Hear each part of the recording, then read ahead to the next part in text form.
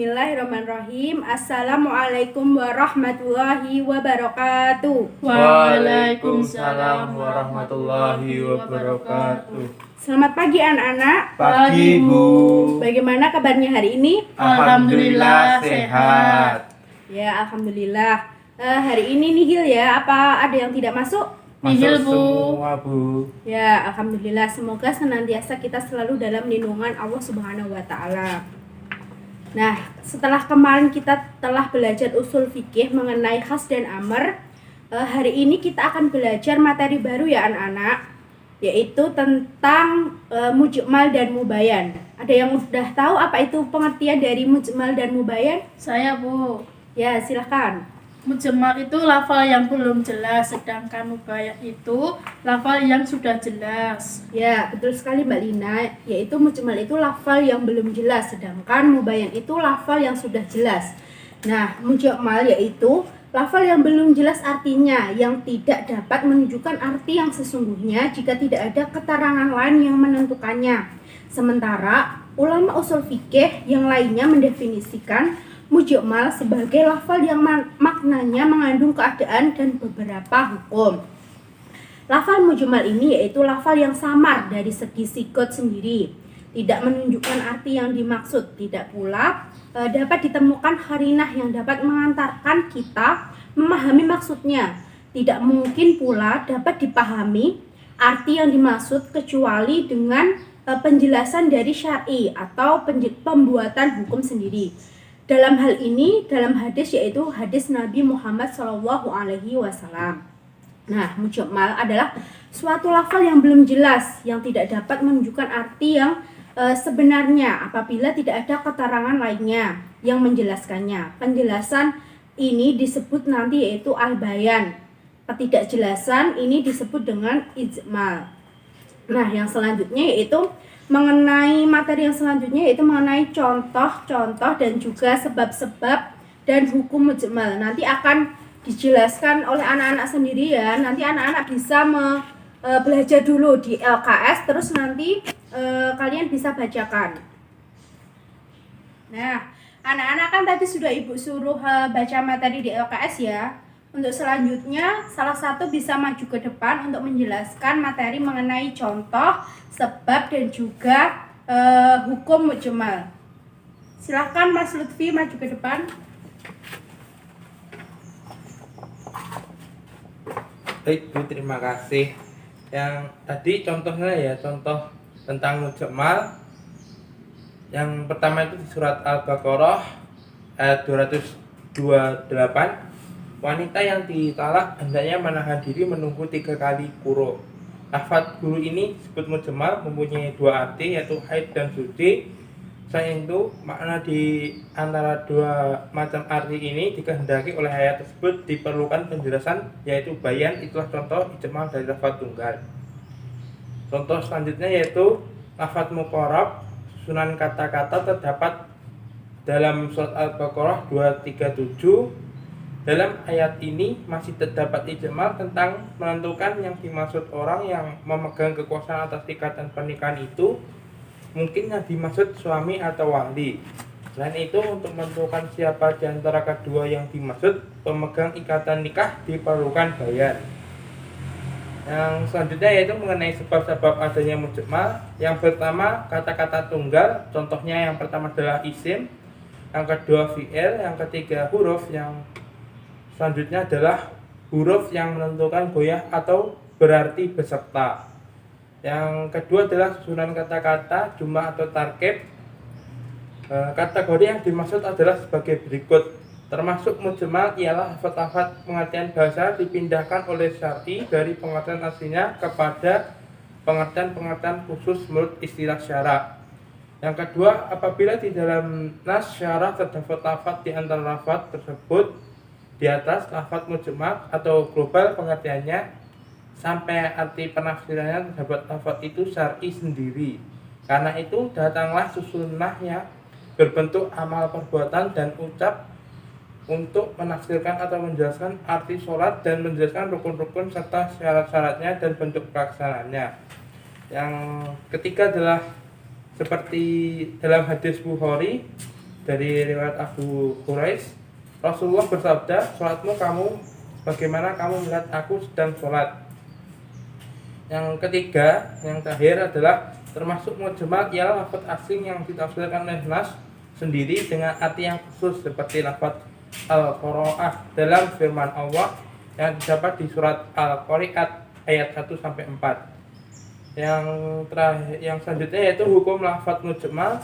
Apabila terdapat perkataan mujmal baik dalam Al-Qur'an maupun Al-Hadis, kita bisa menggunakannya dalam penjelasan seperti kata sholat, zakat, haji dan lain sebagainya yang dijelaskan oleh Nabi Muhammad SAW dalam cara-cara melakukannya. Demikian pula tentang batas-batas harta yang terkena zakat. Kurang lebih begitu, Bu. Ya, terima kasih Mas Lutfi. Nah, akan Ibu simpulkan ya dari penjelasan Mas Lutfi, ada 3 sebab mujmal. Yang pertama yaitu mujmal kata tunggal, yang kedua susunan katanya, yang ketiga yaitu lafal asing atau arti khusus. Setelah kita mempelajari materi tentang pengertian mujmal, contoh mujmal, sebab dan juga hukum mujmal, selanjutnya kita akan mempelajari materi yang masih berkaitan dengan mujmal, yaitu mubayan. Pengertian dari mubayan sendiri yaitu artinya penjelasan. Bayan adalah mengeluarkan sesuatu dari tempat yang sulit ke tempat yang jelas. Dengan demikian, artinya mubayan menurut istilah adalah suatu lafal yang jelas maksudnya tanpa memerlukan penjelasan. Terus yang selanjutnya yaitu macam-macam mubayan, nanti akan dijelaskan oleh kalian sendiri ya anak-anak. Nanti Ibu akan tunjuk. Silahkan kalian baca materi dari LKS yang sudah kalian miliki sendiri-sendiri ya. Nanti selanjutnya Ibu akan tunjuk kalian untuk menjelaskan materi mengenai macam-macam dari bayan. Nah, setelah kalian sudah membaca LKS ya, sekarang waktunya sudah habis. Selanjutnya Ibu akan menunjuk salah satu dari kalian untuk maju ke depan menjelaskan materinya. Atau sebelum Ibu tunjuk, kalian ada yang mau mengacungkan diri atau yang mau mempresentasikan sendiri tanpa Ibu tunjuk? Saya, Bu. Ya, silakan Mbak Lina maju ke depan.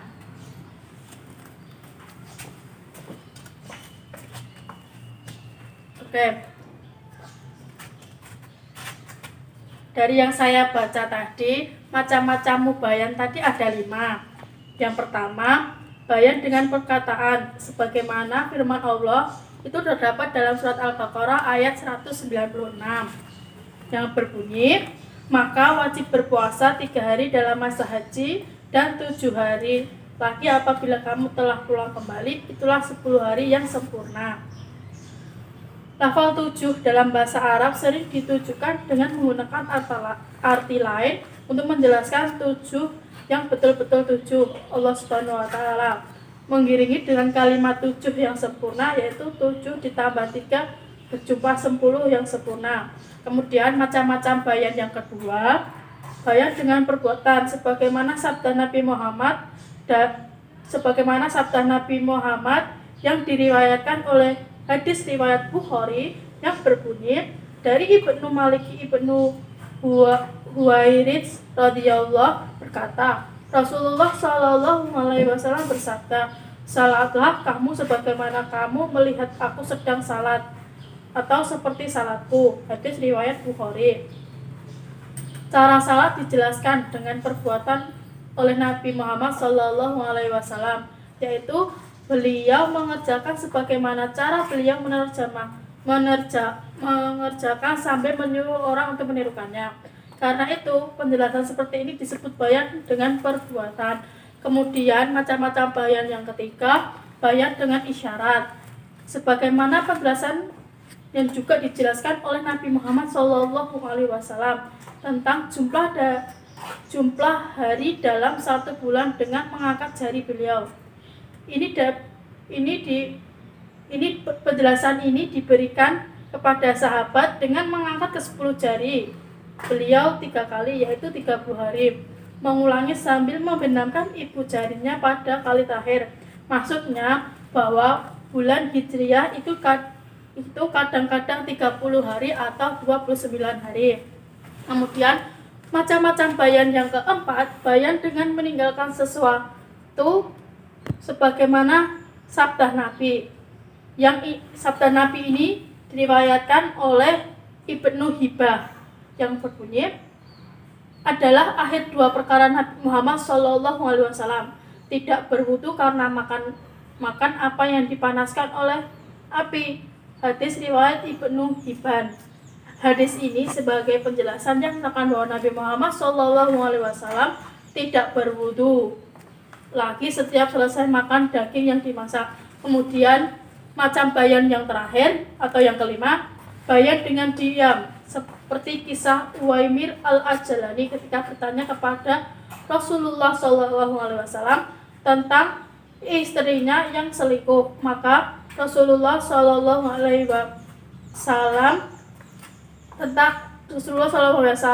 diam, tidak memberikan jawaban perihal tersebut. Hal ini menunjukkan tidak ada lian. Mungkin itu, Bu. Ya, terima kasih Mbak Lina penjelasannya mengenai macam-macam dari bayan ya tadi ya. Ya, Bu. Terima kasih. Ya. Nah, setelah kita mempelajari materi tentang pengertian mujmal dan mubayan tadi, selanjutnya nanti Ibu akan memberikan kuis ya anak-anak. Nanti Ibu akan memberikan pertanyaan. Kalian nanti bisa mengacungkan tangan atau mengangkat tangan terlebih dahulu. Nanti Ibu akan menunjuk salah satu dari kalian untuk menjawab soal dari Ibu. Oke? Ya, Bu. Iya, Bu. Sip. Yang pertama, pengertian dari mubayan. Saya Bu. Silakan Mas Lutfi. Baik Bu, terima kasih. Pengertian dari bayan menurut bahasa artinya penjelasan, sedangkan menurut istilah bayan adalah mengeluarkan sesuatu dari tempat yang sulit ke tempat yang jelas. Dengan demikian, arti mubayan menurut istilah adalah suatu lafaz yang jelas maksudnya tanpa memerlukan penjelasan. Oh, begitu Bu. Oh ya, betul sekali Mas Lutfi. Tepuk tangan buat Mas Lutfi. Selanjutnya, ayo semangat, lebih semangat lagi Ya, yang Bu, lainnya. ya. Ya, yang kedua yaitu kan tadi di sebab adanya mujmal ada di kata tunggalnya itu kan ada contohnya ya. Sebutkan contohnya. Saya, Bu. Silakan Mbak Lina. Kata-kata tunggalnya itu contohnya di sini tuh ada 4. Yang pertama itu isim dengan pengertian suci atau datang bulan. Yang kedua dari kata tunggalnya itu contohnya fi'il, kata kerja kola dengan pengertian berkata atau tidur siang. Yang ketiga itu huruf waw yang menunjukkan huruf adhaf. Yang terakhir dari contoh dari kata-kata tunggal yaitu huruf ila yang menunjukkan goyah atau maaf berarti beserta. Ya, Begitu, betul Ibu. sekali Mbak Lina. Terima kasih. Tepuk tangan buat Ya. Mbak Lina. Kita lanjut ya pertanyaan yang selanjutnya. Sebutkan dan jelaskan macam-macam dari bayan. Siapa? Saya, Bu. Ya, silakan Mas Lutfi. Macam-macam bayan itu bermacam-macam, diantaranya sebagai berikut. Yang pertama yaitu bayan dengan perkataan sebagaimana firman Allah dalam surat Al-Baqarah, maka wajib berpuasa 3 hari dalam sehaji, 7 hari lagi apabila kamu telah berpulang kembali, itulah 10 hari. Baik, kemudian yang kedua bayan dengan perbuatan sebagaimana sabda Nabi Muhammad dalam hadis surat Bukhari dari Ibnu Malik Ibnu Hurais, Rasulullah bersabda, "Sholatlah kamu sebagaimana kamu melihat aku sedang sholat, seperti sholatku." Cara sholat ini dijelaskan dengan perbuatan oleh Nabi Muhammad, yaitu beliau mengerjakan sebagaimana cara beliau mengerjakan sambil menyuruh orang untuk menirukan. Karena itu, penjelasan seperti ini disebut dengan bayan perbuatan.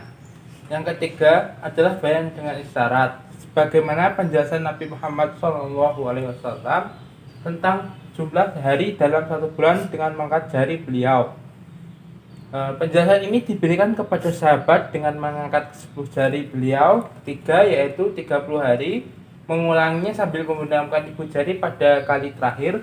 Maksudnya bahwa bulan Hijrah itu kadang 30 hari atau 29. Yang keempat yaitu bayan dengan meninggalkan sesuatu sebagaimana sabda Nabi Muhammad Shallallahu Alaihi Wasallam dalam hadis riwayat Ibnu Hibban adalah akhir dua perkara pada Nabi Muhammad tidak berwudu karena makan apa yang dipanaskan oleh api. Hadis ini sebagaimana penjelasan yang menyatakan bahwa Nabi Muhammad tidak berwudu lagi setiap selesai makan daging yang dimasak.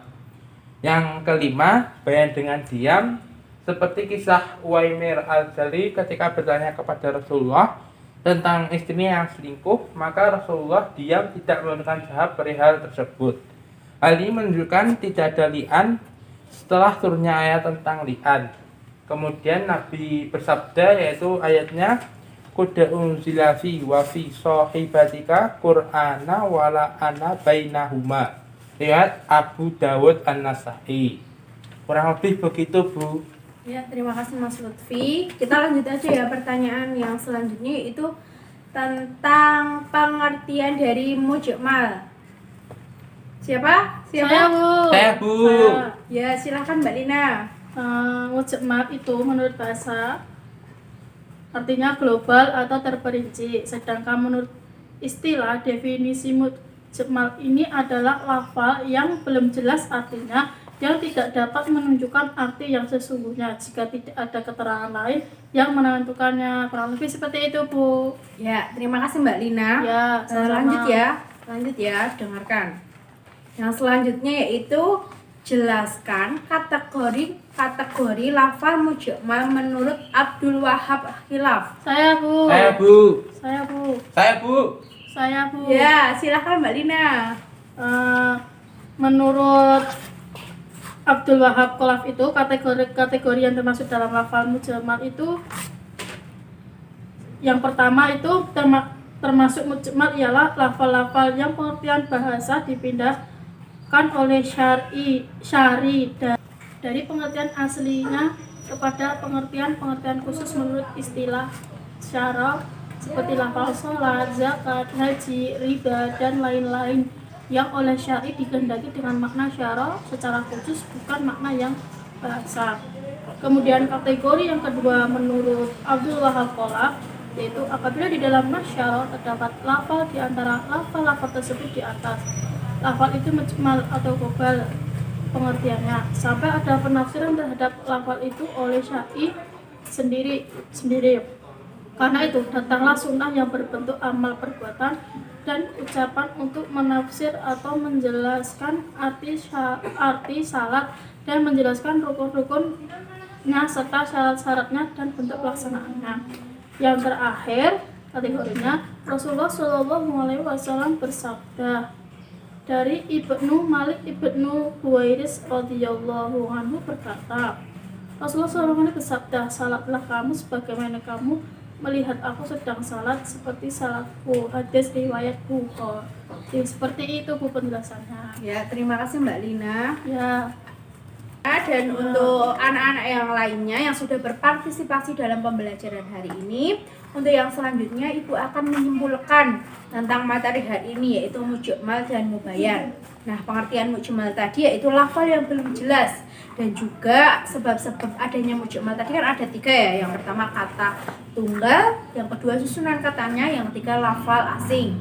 Terus dari mubayyan tadi yaitu pengertiannya lafal yang sudah jelas, dan macam-macamnya tadi ada 5, yaitu bayan dengan perkataan, bayan dengan perbuatan, bayan dengan isyarat, bayan dengan meninggalkan sesuatu sebagai sabda dari Nabi Muhammad SAW, dan yang terakhir yaitu bayan dengan diam. Nah, itu tadi pemaparan materi pada pertemuan hari ini tentang bayan dan juga mujmal. Bila ada salahnya Ibu mohon maaf. Ya, Bu. Ibu akhiri ya pertemuan hari ini. Ya, Bu. Untuk minggu depan Ibu kasih tugas melalui Google Form ya anak-anak. Ya. Lalu selanjutnya anak-anak apakah ada pertanyaan? Tidak, Bu. Tidak, Bu. Jika tidak ada Ibu akhiri ya. Ya, Bu. Ya. Oh iya, sebelumnya tugasnya Ibu kirim melalui Google Form ya, dikumpulkan Kamis depan. Ya. Ya. Kita Kita akhiri pertemuan pada siang hari ini dengan membaca hamdalah dan doa kafaratul majlis bersama-sama. Alhamdulillahirabbil alamin. Subhanakallahumma wa bihamdika asyhadu an la ilaha illa anta astaghfiruka wa atubu ilaik. Terima kasih, semoga anak-anak selalu dalam keadaan sehat walafiat, semangat dalam belajarnya, tetap menjaga protokol kesehatan ya anak-anak semua. Semangat. Wassalamualaikum warahmatullahi wabarakatuh. Waalaikumsalam warahmatullahi wabarakatuh. Terima kasih.